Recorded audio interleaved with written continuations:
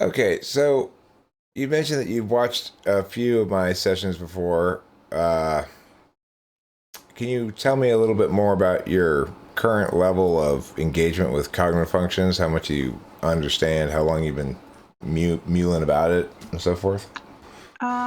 Couple years, maybe, maybe even more. Um, I've actually been typed by quite a few YouTubers, YouTuber typists of different personality types.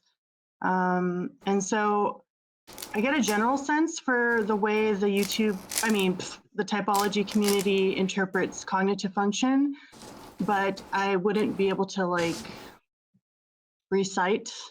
Gotcha. I guess I've noticed it kind of comes up more fluid than it would if you were to ask me a definition of type Well, cognitive process. yeah. If you're out mulling about in the typology community, listening to various parties and things that they say and what they think, you're gonna be you're gonna not have much certainty about things. Yeah, so instead I've just decided to go to the source and I've started reading books on Okay, it. so are you talking about like Jung's work, original work, or what? Young's, Kiersey, there's some authors who wrote about it in like the 80s and 90s. So Okay, can you tell me about stuff you did yesterday? Insignificant stuff like I I made breakfast, I mowed the lawn, I went to the store, things like that. um, yesterday, let's see, what was yesterday? All your Today's all Sunday. your troubles seem so far away. So yesterday was Saturday. I mean, for the first time in a long time, I was home all day, and I was reading a lot. I was frustrated with typology, and so I decided to just read a book I'm reading on like your life purpose and synchronicity and stuff like that. So I think I was just giving my mind a rest to percolate. Okay. And I ate. Wait, did I eat? I ate lunch. No, that was like between lunch and dinner. Oh, I took a shower. Um, What did you have between lunch and dinner? or I had food between lunch and dinner. Um, Fruit, you so said? I had food between lunch and dinner. Oh, I'm saying what kind of food was it? Oh, there's like a market deli nearby, and so I had a uh, pita. What's that called again? Pastrami sandwich? Pastrami dip sandwich? No, it's a pita. I think Oh, it's like, pita. I misheard you. yeah, and sweet potato fries. That's like the thing I always get. Okay, cool. Um, do you remember actually getting that yesterday, or you just know that's the thing you always get? Well, I remember someone got it for me Okay, because I was cool, preoccupied. cool. Um, do you feel as though? Okay, well, let me ask you this one. What physical sensation do you associate with being about to cry?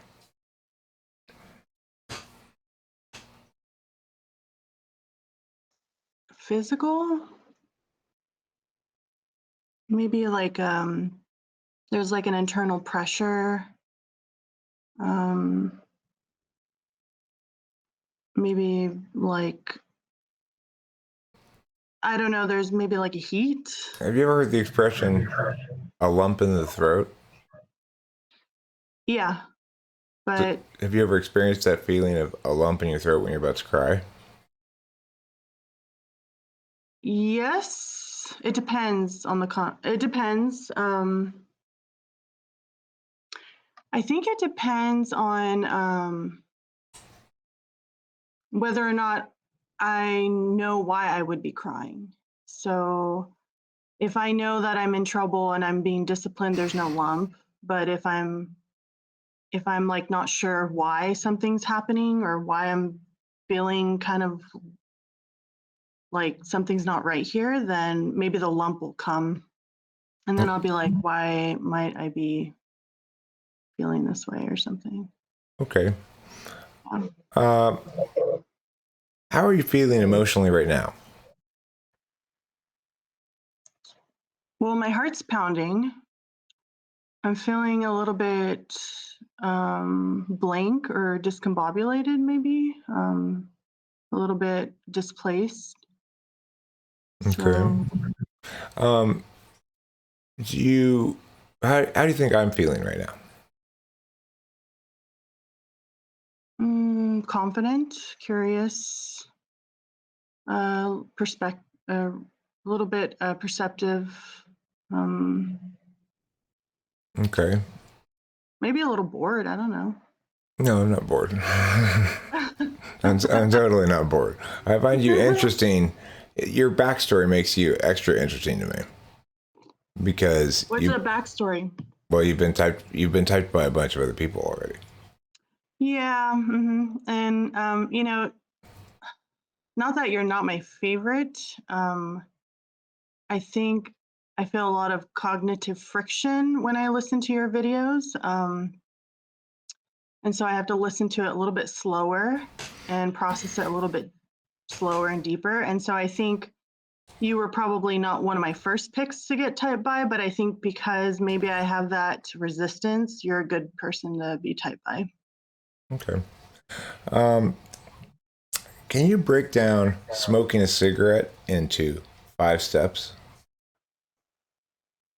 You're giving instructions to a caveman who's just been thawed out, but he speaks English, but he's never encountered cigarettes before. And you're trying to teach him how to smoke a cigarette with a Wait, he speaks English? He does speak English, yes.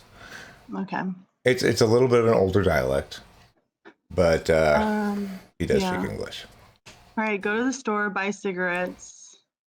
I remember, let's see, you might want a packet, right? I never bought my own. I always borrowed one if I wanted one. Did you return it after you were done? No. It's not really borrowing then, is it? Yeah, you're right. So I pull it out of the case, light the cigarette, and You're out of steps already.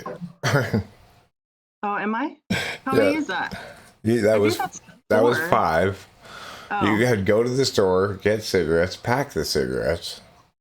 All right, and then I guess I don't know if you had go home in there or not, but No, put it up, light it. Put it up, light it. Okay, so that's 5 steps. You got it lit, and he hasn't smoked a single puff of the cigarette yet. Right. Okay, so what do you think I'm testing with that question?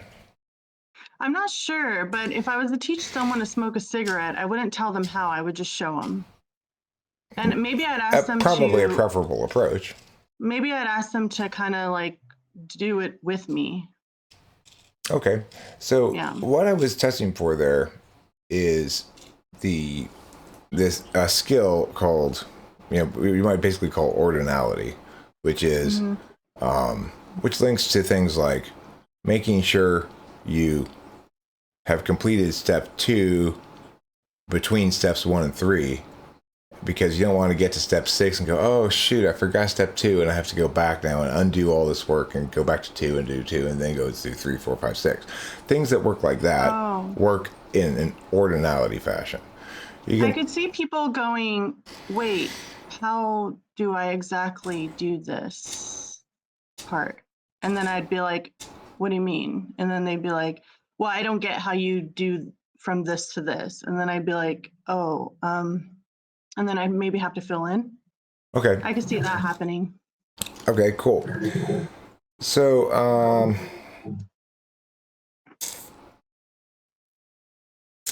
let's try this. Let's try some just general self-reporting stuff first. Can you talk to me about how you like to spend your free time that you're not working or fulfilling commitments of some sort? If it's free time, like you said, no commitments. I'll spend it learning. So reading books that I can take information that I think at the time is useful to me, or it kind of fits into the context of like my life and my frame of thinking. So I read books, I watch videos, I might go for a walk if I feel like I've been sitting too long. And like, I don't know, I might do something a little bit more impulsive. Like when I decided to go to grad school, I was kind of bored with life in a sense. And I just thought, I'm going to do this thing that I've always wanted to do, and I'm going to do it right now. And then What did you take? What did you study in grad school? marriage and family therapy. Cool. Mm-hmm. Okay. So if you were to get angry at yourself, would you be more likely to get angry at yourself for stubbing your toe, or for you were going to get a loaf of bread on the way home, you told somebody you were going to pick up a loaf of bread on the way home and you forgot it? Which makes you more mad at yourself? Stubbing my toe, or like my dog, he's like really old, he's got dementia. And so I try to stay on top of like letting him out to go use the restroom. But if he happens to use the restroom inside the house, I'll get really angry in general. And then I'll realize that I'm really angry at myself for a lot, like overlooking that. Because to my dog, it kind of looks like it brings a lot of like shame because he knows he's not supposed to do it. But then I failed to prevent that from happening. So Basically, you're mad at yourself for hurting your dog's feelings. or bringing on, the shame, hurting his feelings, Okay. So what do you think? Let's say you're going to go to a party. What do you think is the most important thing for you to know about if you can only know about one of the three things? The nature of the party, the nature of the person asking you, or the nature of your mood at that moment? I like that you give me options, because if it was open-ended, I'd answer it maybe differently. But maybe I'm going to a party, I want to know what the vibe is. I want to know like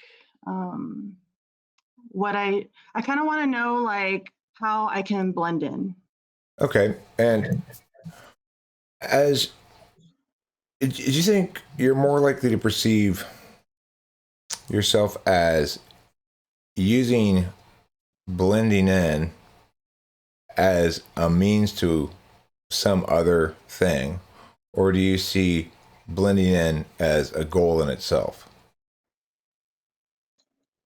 It's a mean to another thing. It's I want to blend in because I want to be comfortable, and I can be very uncomfortable in group settings.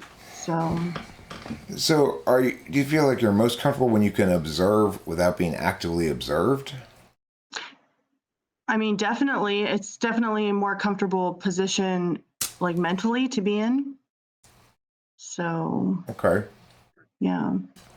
Which sounds more challenging to you? If you had to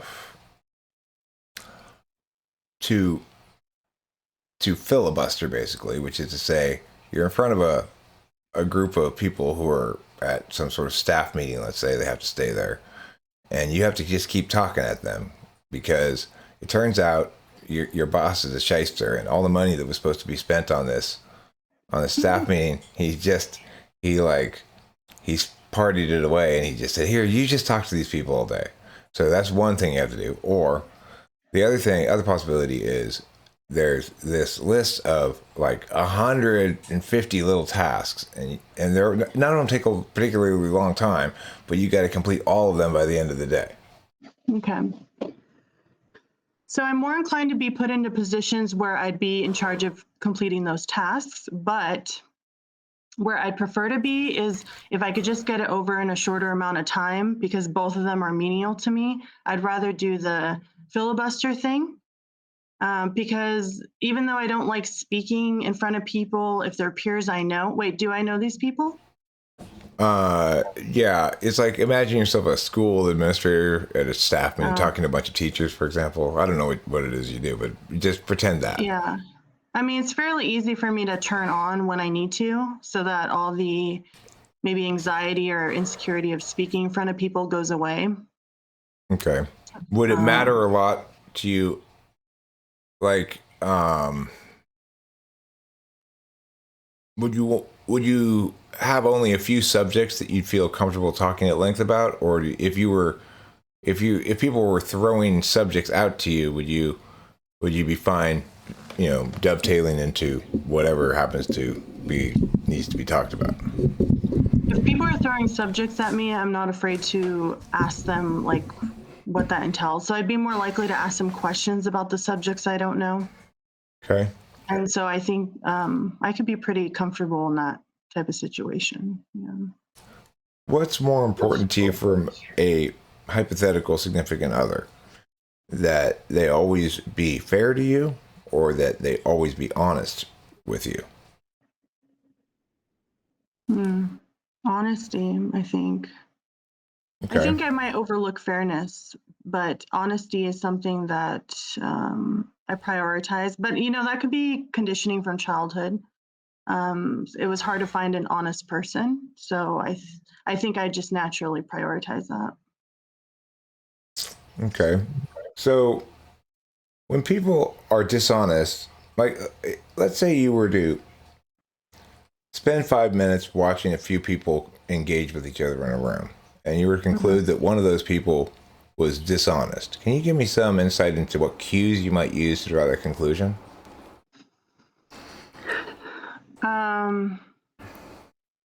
It could be a few things. I think usually it's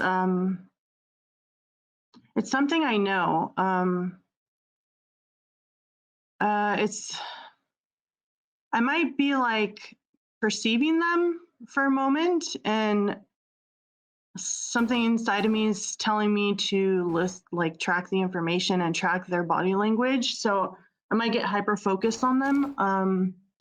So it could be maybe the inconsistency of information of how they're Like the meanings and affect, or meanings and affect contradict each other? Yes. Also, it might be the way they're choosing to deliver the information. Like if it feels like forced upon me that they want me to accept it, I think that's a good sign that they might be lying. If they seem a little egocentric, to where if I can tell that they're not even aware of people around them and how people are taking in their presence and their information, I think that can usually be an indication to me that this person is just speaking from a egocentric, which would indicate to me that they may have like tunnel vision or echo chamber type. So, I used to work with, well, actually, maybe I shouldn't tell you this, but I used to work with court mandated individuals who were sentenced, or not sentenced, but they were required to go to therapy for substance use. And, a lot of the times, if I'm working with them, I might get a sense that they're lying. And I think it's very easy. I don't know how, but it is very easy to tell when they're lying and they're not lying. I can kind of see it like happening in real time. Well, a lot of people do have genuine problems with substance abuse. It's not like No. it's not like I'm in favor of nobody being treated for substance abuse or something. Oh, no. It's just privacy, I guess. But Oh, okay. yeah. I thought you were referring to, like, you're thinking I was gonna say drug treatment's bad or something. No, I'm not gonna say that. Well, I've seen you use the bong, so I don't know if you think I'm judging you for it. No. I'm So, sober. I'm sober from alcohol now. I oh, got sober like 7 or 8 years ago.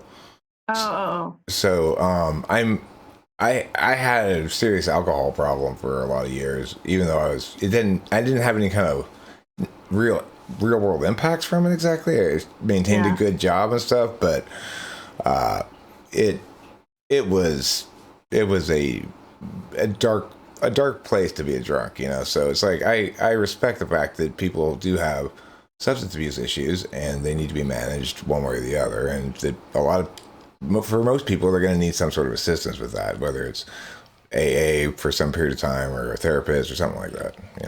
What they need is someone they can talk to and not feel judged by, have like an authentic connection, and kind of feel like they can really just speak about the things that maybe they don't tell anybody about. And hopefully through that, they're able to speak about it enough that they could eventually set it to the side and be like, okay, I'm outgrowing this stage in my life. I can move forward and make changes, in myself. Yeah. So they don't need just help. That's what people think. Hey, let's just throw this at them. Let's throw money. Let's throw nonprofit organizations. Let's throw whatever systematic way of charging them for help. But they don't. They just need someone, whether family, friend, or stranger, who will just listen and allow them to speak some of their, deepest, darkest thoughts. Well, I would say that what people with substance use problems really need is a sustainable temporal bargaining plan. Because the thing about drugs and alcohol is they always get caught up in these sort of temporal bargaining things.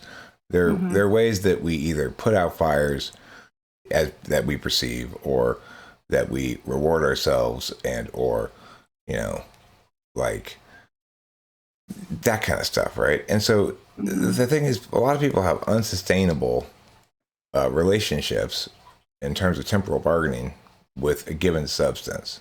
I think one of the big problems is that there's not enough encouragement in these people to switch drugs. It's like, maybe switch drugs, since that one seems to cause you so many problems. Instead, there's this model that says you're an addict, you have a problem with being an addict. Being you isn't a problem. I was born an addict. It's like I have no trauma or anything. There were no negative feelings I was dealing with. The first time I was able to get my hands on wine at a family dinner in 7th grade in Arizona, I got drunker than anybody else there. Just like, bam, immediately. Before I even had alcohol or any kind of drugs, I was getting high with non-chemical ways. I was born an addict, okay? So it's like, I think that the problem with, I'm sorry to get off on this. I will. I promise not short shrift you at all. Okay. But did that pique your curiosity? Is that how you kind of just gravitated towards it? I mean, I find it an interesting topic. So I mean, the trying the wine. Was there a thought that popped in your head that piqued your curiosity? Well, by the time I was in 7th grade, I had a lot of police officers come into a lot of my classes and explain to me how exciting and interesting these magical potions called drugs and alcohol were. Yeah. Oh, so yeah. Okay. Yeah, I definitely see that disclosing the information too young, too soon can actually pique people's interest in it rather than deter them. And I was reading fantasy novels. I was really into the idea of potions being able to change reality in some magical way. And that sounded, no matter how much they draped coffin lids all over it, and it still sounded to me like what they were talking about was magic. When they tried to explain like LSD, I was like, I want that. It's like, that's exactly what I thought as they went through the drugs, regardless of what they were saying negative about it. I just thought, well, I don't know what to say about that part. That's not going to apply to me or whatever, Yeah. See, the different thing happened for me though, is like, I could see where it was going. So, I mean, I tried things, I tried things in my day, but once I could see where it was going, like, I was just like, no, it's not worth it. It's not worth going down that path. It seemed more like a headache to me than an cool experience. Sure. Okay, cool. So, sorry to get sidetracked there. Let me go back That's my magic. Yeah. Does that happen to you a lot? People start talking to you about their shit. Yeah. Okay, that's not surprising. Um, Let me ask you a couple of extra intuition test questions. So, can you put the following sentence into different words but means basically the same thing? And the sentence is, there are exotic plants in that arboretum.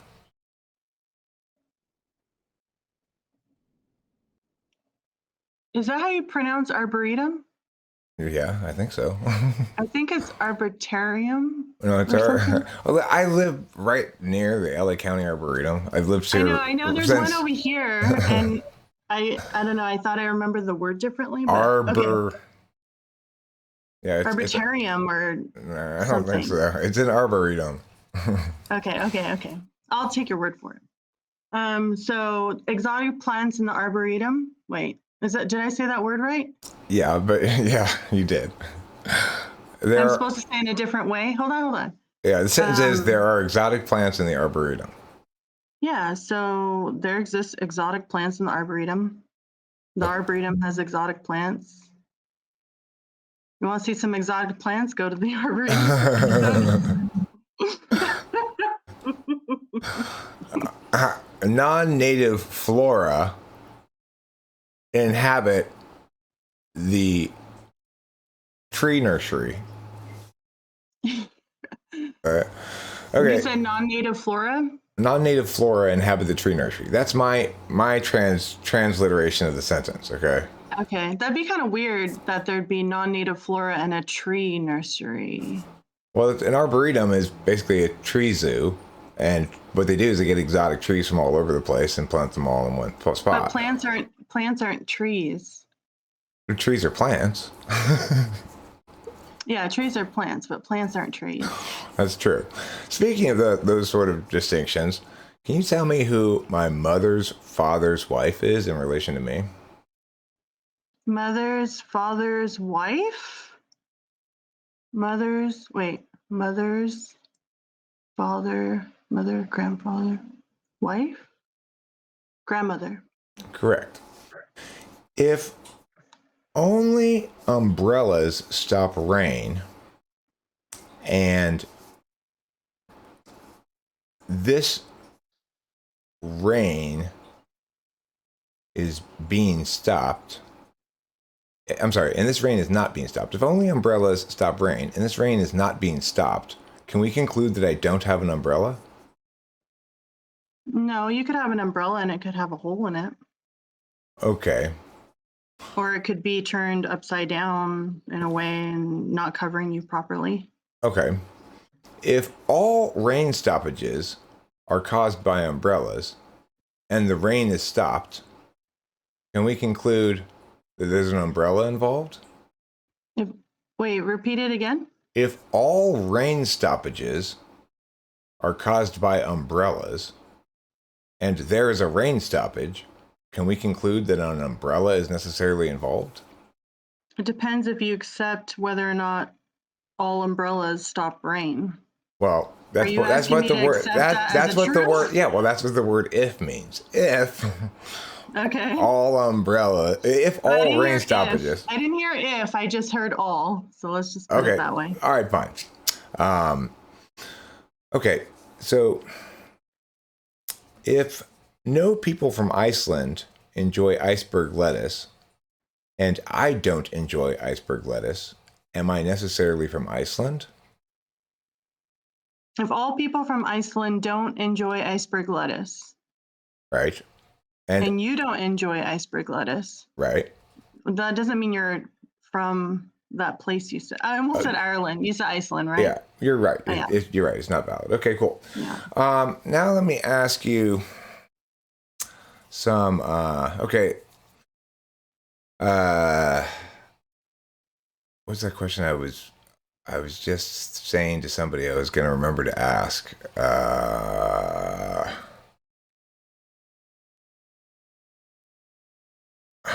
I can't remember what I was going to remember to ask. But have you ever heard the troll question before? No. All right, I will ask it. It's a story question. I'm going to tell you your role in the story and what's going on, And then you can either ask me as a narrator questions, you can interact with other characters in the stories, and I'll take on their voice and you can talk to them.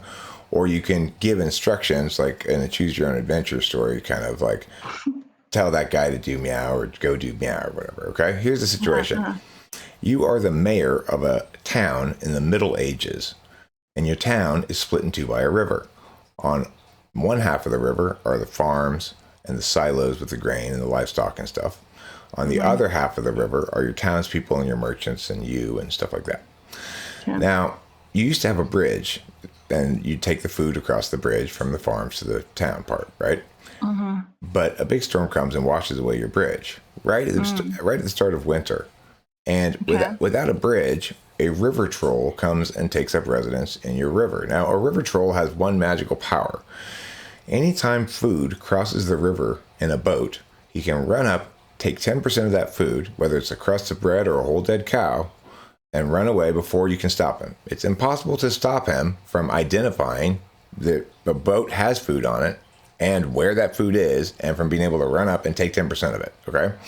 Unfortunately, you only have enough food to feed everybody just barely for the winter. So if you let this troll, this newly arrived troll, continue to take 10% of every load of food across the river, 10% of your people will starve by the end of the winter.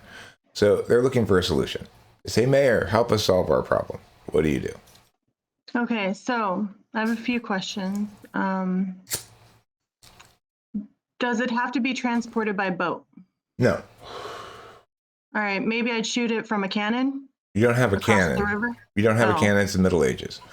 Oh, okay. You do have a catapult. Yes, actually. Okay, perfect. Catapult. Okay, so you can catapult the food across. And that's one possible solution, and a good one. Your people do complain about their food all being squished, but how do you know they're not dancing in the rain of rice? Well, hopefully you packaged it well enough that it doesn't explode when it lands on the other side of the river. Okay, so if I wasn't going to catapult it, and I can't stop the troll from searching every ship. Well, you're unable to prevent him from taking 10% of any food that crosses the river in a boat. And you reminded me that we're in the Middle Ages, so we can't fly it over with the plane. No helicopters either. Okay, maybe I'd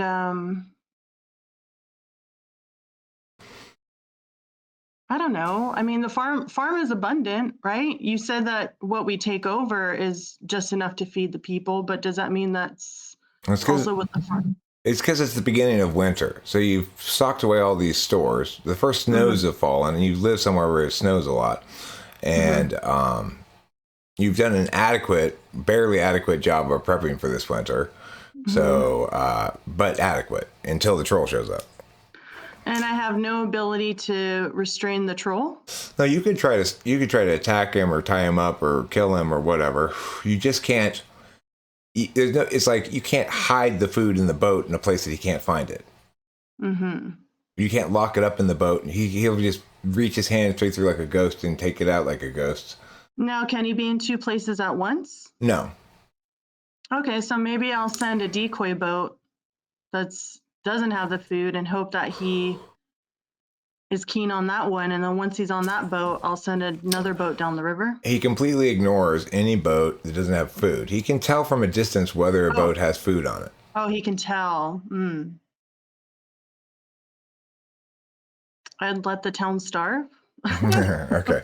So there's a ton of answers. It is possible to kill the troll. You have to do certain things, and you can. The one was actually maybe the best answer that nobody seems to ever come up with is to fish in the river.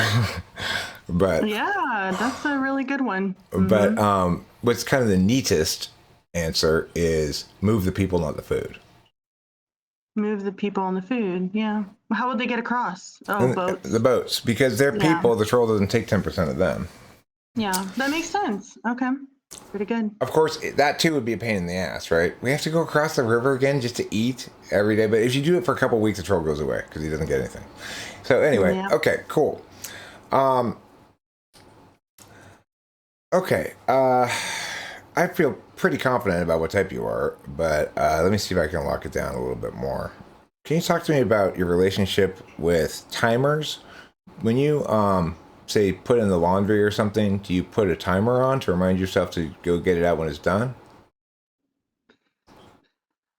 No, I'm actually the type that might leave it for a couple days and then it smells really bad and have to rewash it. But if you're asking if I use a timer to cook, sometimes, yeah. Okay, so you need a timer, but don't use it, basically. Right. Yeah, I'm the same kind of person as far as the laundry goes and stuff. When I never do the laundry now. Rachel is in charge of the laundry. I do a lot of other like domestic stuff, but not laundry. So she always uses a timer, but that's because this is my dad's house, and there's no leaving anything anywhere in ESTJ's house. Trust me.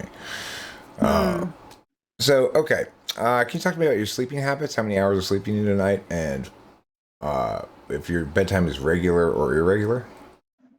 It's quite irregular. I might tend to stay up till 1 or 2 on my own.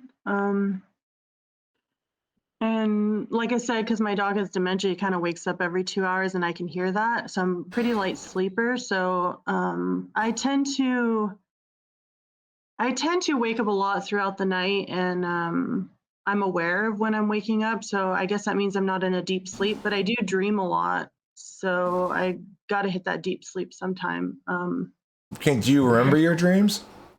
Yeah, I dream quite a bit, like 3 to 4 nights a week. Are dreams set in familiar places or unfamiliar places? Unfamiliar. Okay. And in your dreams, are you generally doing things or having conversations more?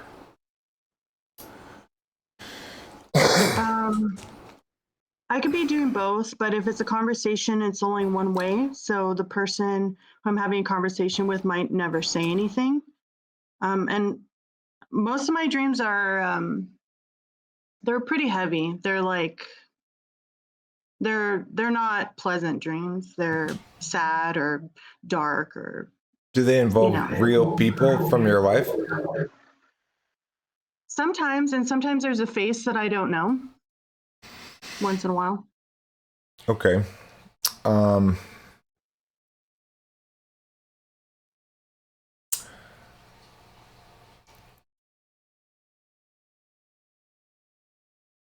okay. So when I go to sleep at night, when I get into bed, I lie down. What I start to do, usually first while I'm lying down, I'm maybe still thinking about some cognitive function thing or some comment from the YouTube channel or something like that. But then I go, okay, it's time to go to sleep, and I go and I start basically pretending that I'm in this one of these alternate worlds that I go to when I go to sleep, and picking up a story that I have ongoing, left off from the night before or whatever. And I usually don't make very much progress in the story. I'll sometimes like redo like where I currently am. I arrive and then this thing happens and we'll go back to arrival and then a little different version of it happens. And then eventually maybe I'll make progress. So that's how I put myself to sleep at night. Do you have anything like that you can talk to me about in terms of sleep hygiene, quote unquote?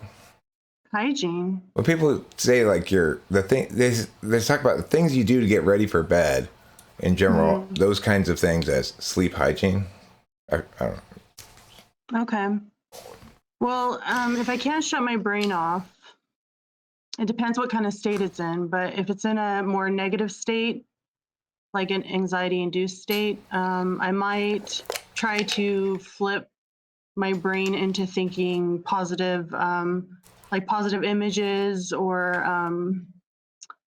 the technique I like to use that, I don't know, I just came up with was just imagining myself in a white space and like a white room, and any trail of words or thoughts that might come in, or any people or anything like that, I imagine kicking them out. Okay. And so that's kind of how I would wind down. Or I might read until I get tired enough to go to sleep. It's like I'm imagining that there's this one guy in your head who keeps barging into your white space, going, "Hey, hey, hey, Denise, hey, how you doing?" You're like, "Get the fuck out of here!" But I literally imagine kicking whoever it is, or because it has to be very forceful in order for it to work. Have you ever heard of internal family systems? Yeah. What do you think about it? You know, I didn't really gel with it in school. There's something about it. So I wasn't keen on diving deep with that. I think I was more into other models of therapy. I mean, I could see the usefulness, but to be honest, I didn't go to school to be a family therapist. I went to school to be a marriage therapist, although that is a family context, but more on the individual. It was kind of a shortcut to start working with individuals. If you were faced with a couple in which one partner had cheated on the other partner more than once, would you advise the one cheated on to leave? Would I advise the one cheated on to leave? The one cheated upon to leave, yeah. Am I working with both of them? Yeah, they've come in as a couple seeking marriage counseling. So, I mean, to do couples therapy, I'd probably start by informing them that I have a no secret policy. And if a secret comes up in the session, that I'm not obligated to tell the other person, but that I would do everything I can to encourage the person who's holding the secret to disclose it to the person. Because it's more integral, it's more honorable if you can get the person who has the secret to share it. But I would be under, I mean, with the no secret policy, if I got to that point, I'd actually have to determine like where I'm going to go with it. Like, would I recommend to the person holding the secret that maybe it's best that you each get your own therapist? Yeah.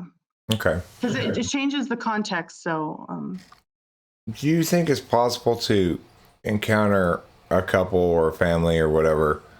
Let's just say a couple of limited variables in which one party is totally to blame and the other party is totally blameless. in the family? Let's say it's limited to a couple. Oh, a couple. One's totally to blame, one's not to blame? Yeah, one's totally to blame and the other one's blameless. I probably perceive on a spectrum, like, because, you know, I have this theory that, like, if you're unhappy as a partner, it's likely that if you're unhappy and you're noticing something's working, it's likely the other person is aware of it and has decided to live in denial. So, I mean, especially if you're married, you're kind of you're kind of like linked in a way that you feel the other person. So if something's happening on that end of things, then you're going to feel that discrepancy, and you can either choose to ignore it, maybe because you don't have the tools in your bag to deal with it, and approach your partner and say, you know what, I could see that you're unhappy. I've been a little bit unhappy seeing you unhappy, kind of thing. Or you can decide to turn and face it and acknowledge it, and then you both have a better chance of working through it. So, Do you think that, like, you'll hear people say things like, communication is the key. Do you think that communication problems are actually the source of most difficulties that people need to seek a counselor about? I mean, you're definitely right that that's like a big thing that people push. Communication is key, but I've already been through an experience where I thought I was on one path and something completely different just thwarted me off that path. So I think it's hard to say communication is key, because if you look at yourself as an individual person with a sole purpose in your life, and you're supposed to be in some place doing something and you're tied to a person, you can't necessarily drag that person with you. And so I don't know if it's communication, because it could also be just maybe that person's passing through and you're not aware of that yet. You know what I mean? Mm-hmm.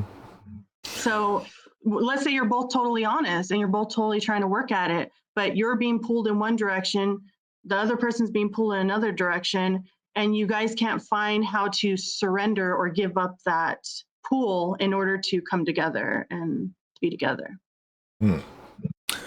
Okay, what do you think's more responsible for problems in the world? Is it people are projecting their own experience onto things too much?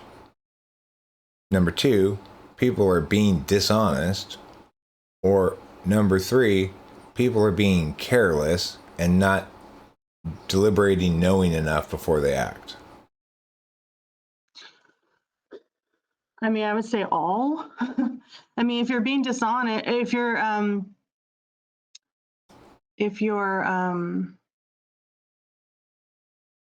being dishonest with yourself, you're likely projecting on others.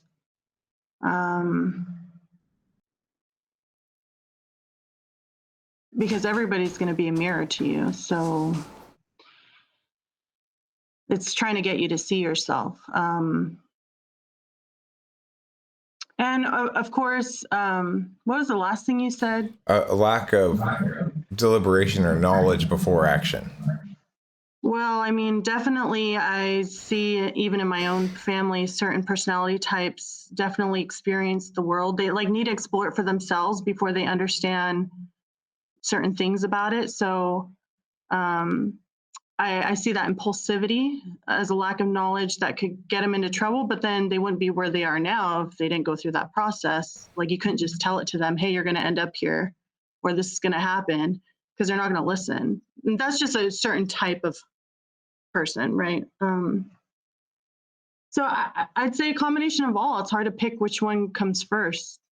Which would annoy you most? Witnessing somebody universalizing their own experience in a way that's inappropriate, somebody say losing an argument and beginning to just be outright dishonest, or the third one, somebody acting impulsively without adequate consideration. Which one? What? Which would annoy you the most if you witnessed it?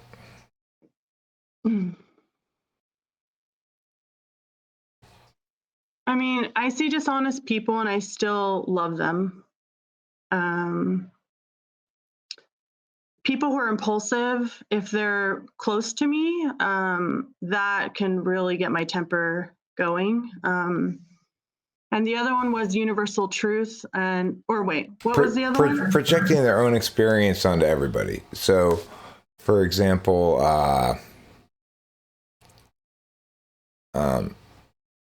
like, oh, I just know Jody will love to get this. I would love to get it myself.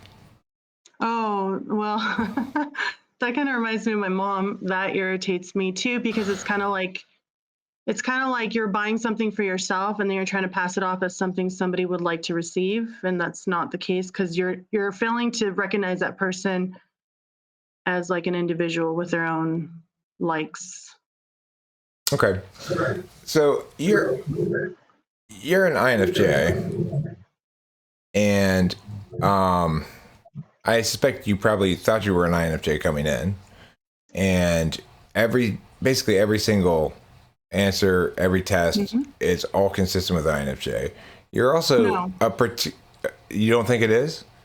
Actually, I thought you were going to say something else. I thought you were going to say that most people got it wrong. Got what wrong? That what you typed me. No, I'm saying all of your answers were consistent with INFJ. Oh, I see. In other words, sometimes you get, ideally, your tests would always have two points of correlates. So you'd say somebody who both scores well on this here, let's say scores really well on this, is either going to score very well or very poorly on this. And so, in other words, if in fact but they land in the middle, then that would tend to falsify the model. But but most people, it almost for sure lands one or the other, right? And and in you, it's like in all of those things, both of the anchor points landed where they're supposed to for INFJ. Everything is textbook. Access is what you're talking about, right? Well, what I'm talking about is, so your FE tool function, which is to say your operational frame, basically. Wait, can I just give you kudos that you're the first person to witness FE in me? I'm surprised by that. Yeah. So pat yourself on the back for that one. Thank you. Your FE tool function is operational value. And so what people will sometimes note is that you don't seem to like it very much. But that's... Oh, no. It got me in trouble in life. But that is to be expected for second slot stuff. In a lot of ways, I don't really like TI that much. And I just find myself in a world where I'm constantly having to use it because that's my nature, right? So... And similarly with you. And it's like, it doesn't mean we really like to be using that all the time. It's just that it's our tool function, so we don't have any other choice. Now, what that means and what that implies is also the polar. Your TE polar is shiny as the sun. What do you mean? I mean, when I asked you to break smoking a cigarette into 5 steps, you had him go to the store first to buy cigarettes. The thing is, most people who TE understand when that question is asked that it is limiting the frame from getting this, getting the box through. It was too macro is what you're saying, right? Right. And in fact, a lot of INFJs will answer those TE questions by saying things like, well, first you need to know meow. And that's not a step to doing anything, of course. It's a precondition to doing things. The other way you could test TE is by saying, by checking for basically, like, can you justify with utilitarianism? So it's like, or do you ever justify with utilitarianism? You never justify with utilitarianism. Things aren't justified or unjustified because of the outcomes that you anticipate, or because of the, you don't say, look, this plan's going to work because it's a lean, clean, step-by-step plan. It's instead you say, I intuit the pattern, and I especially intuit patterns regarding people and social stuff, and I deliver to you the wholest correct answer I can provide. Naturally, though, introverted intuition is concise, so it gives actual answers rather than just rambling on forever. I mean, the problem I have with a lot of typists is that they'll ask these very basic questions like, how do you describe yourself? Who are you?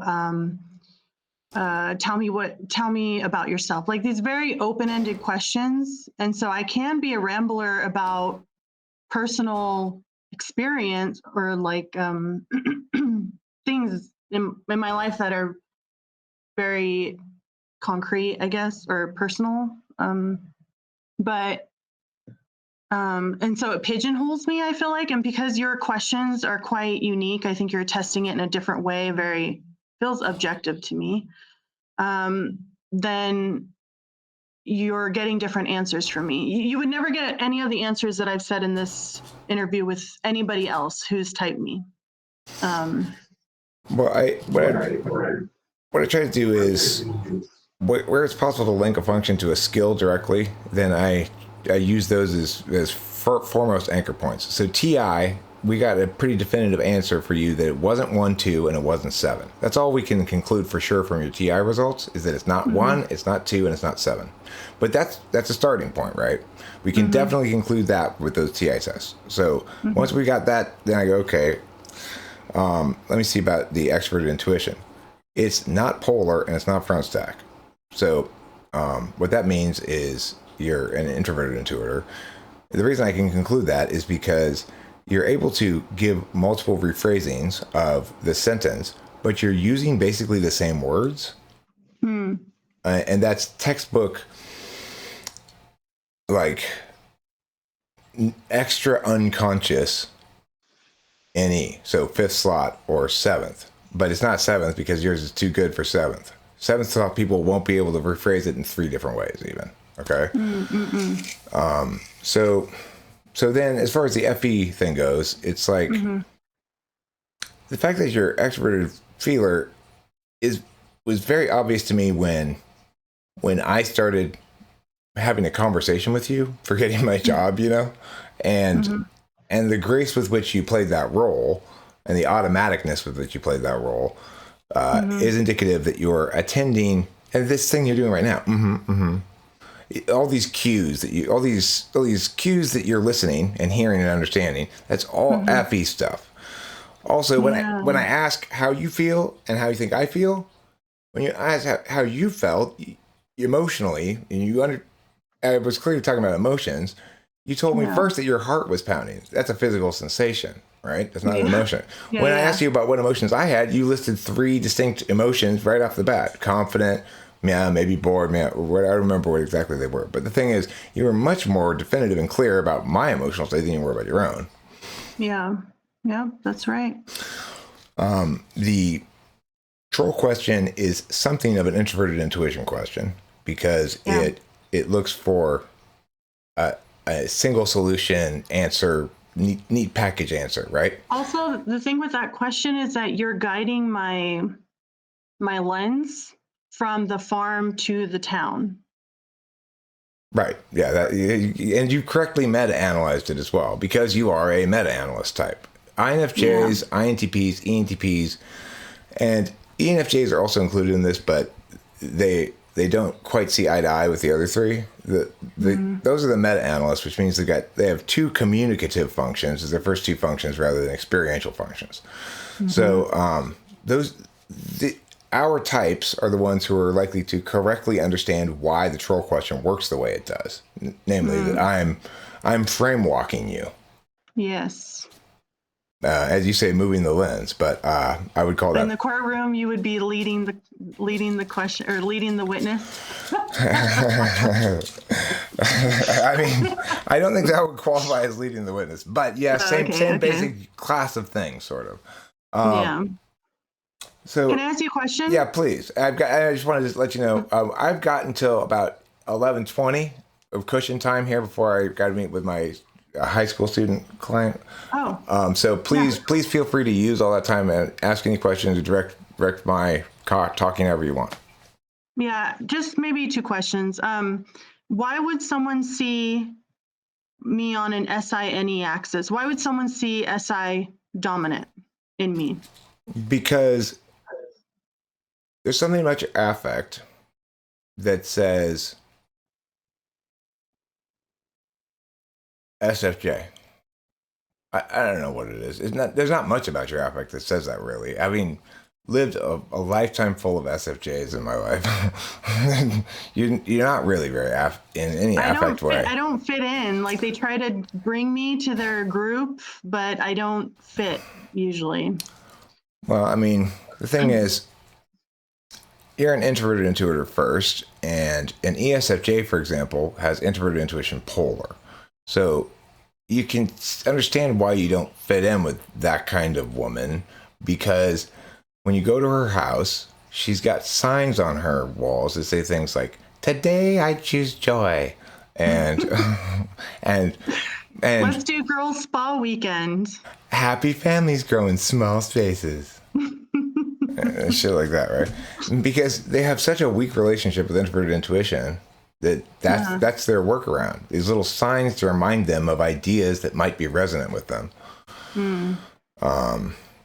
And so, to me, I was just thought it was ridiculous because my ex-wife used to put up those signs all over the place. They're like, "There's another sign?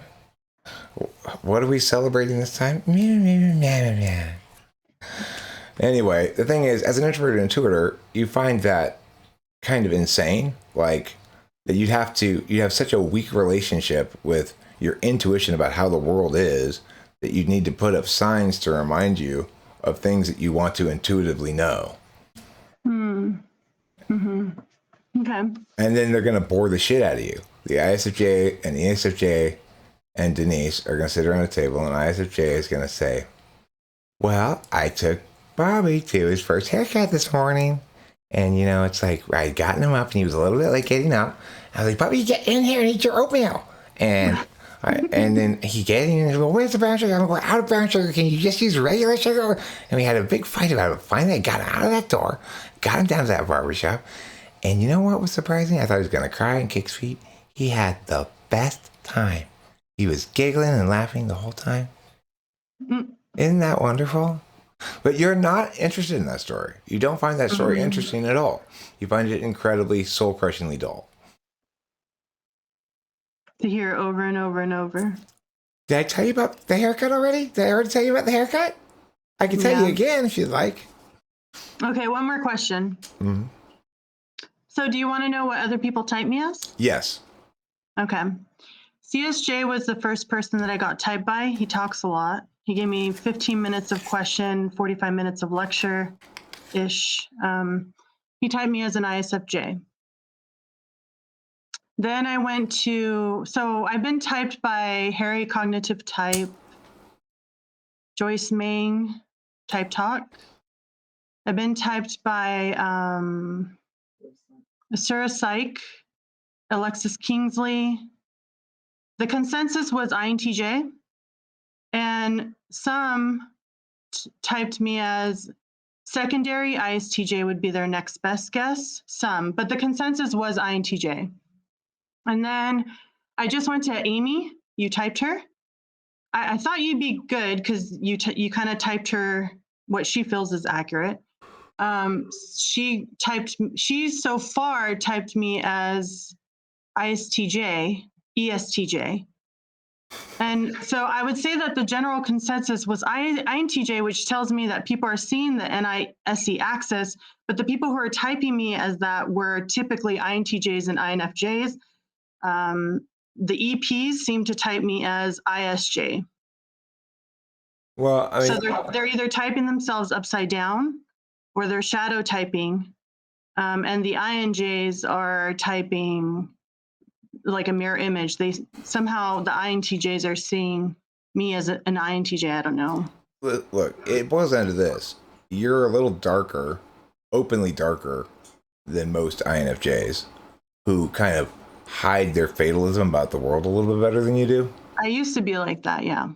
And so when you don't have meaningful tests to use that link to ungameable skills, basically, like I do, then you have to just go on your gut instinct about affect and stuff, right? The biggest problem that most typologists have is they're not distinguishing between a person behaving as a subject, that's to say, well, like here's an SE example of subject agent object. Bob hits Joe, Denise watches. Bob's the subject, Joe's the object, Denise is the agent. They're all evaluating something that's SE, right? The subject's doing it, the object's having it done to him, and the agent's understanding it or knowing about it. Yeah. So the thing is, typology is plagued by this misunderstanding that it's okay to, and even sometimes preferable, to just type the subject part of a person. That it's more objective because the subject part, that which the person is compelled to display willfully, is somehow more really them, which is insane. So the key thing is, when I'm asking you to like recount details from your day yesterday, I'm asking you to demonstrate your relationship with introverted sensing. And if you were an introverted sensing polar person, you wouldn't be able to recount any meaningful details. All of your answers would be, well, usually I do this, usually I do that. Well, did you do it today? Well, usually I do. But do you remember doing it today? what? Remember having breakfast? Why would I remember that? It's much more like that if you're SI polar. You're textbook SI eighth, okay? Also, the Yeah. FI6 is your. When I try to get you to tell me what bugs you more, forgetting to pick up something on the way home or stub your toe, you said, what bugs me more is hurting my dog's feelings. That's textbook critical parent sixths. So the thing is, if you don't have operationalized definitions for functions, in other words, if you don't have them linked to specific tests and explanations that explain why those tests test what they claim to test, Exactly. then you have to type people just on their affect, and you're gonna fool people because you're not bubbly like Rachel at all, you know. I know how to blend. You're like Blendy pens. Remember that product? I bought them for my daughter. They were on TV back when she was a little girl, and she convinced me, okay, all right, fine, I'll get you Blendy pens. They're supposed to be $19.99. Well, then there's like another $20 shipping charge and like another $20 processing charge. There's like $60 for these pens that the TV sold to her, you know. That was the last time I ever bought anything from like, you know, as seen on TV or whatever kind of shit. Anyway, the point of the blendy pens was you could blend the colors together. Delilah really wanted those when she was a little girl. All right. It's a little Pretty SI cool. story for you to be bored by. There's a little SI story for you to be bored by. Yeah. I mean, I'm not bored by it because it's your experience, and I like seeing you happy, like talking about your daughter. That's cool. It does make me happy talking about my daughter. Okay, I'm going to stop this video now.